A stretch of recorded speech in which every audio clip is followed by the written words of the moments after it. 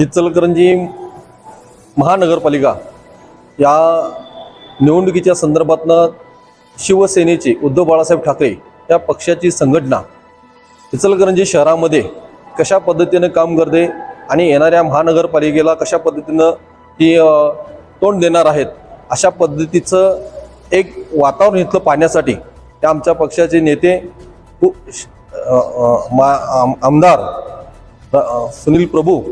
त्या ठिकाणी आले होते। त्याचबरोबर अरुणभाई दुधवडकर संपर्क प्रमुख हेही त्यांच्याबरोबर आले होते आणि आज या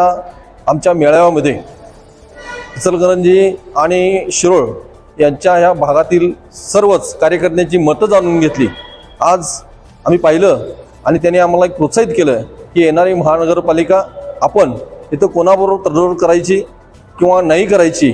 ज्या पद्धतीनं जास्तीत जास्त आपले नगरसेवक आणि ग्रामपंचायत सदस्य स्थानिक स्वराज्य संस्थेमधील निवडणुकीत जास्तीत जास्त निवडून येण्यासंदर्भात आपण त्या पद्धतीनं कार्यरत राहूया। येणारी महानगरपालिका आणि स्वराज्य संस्थेच्या सर्व निवडणुका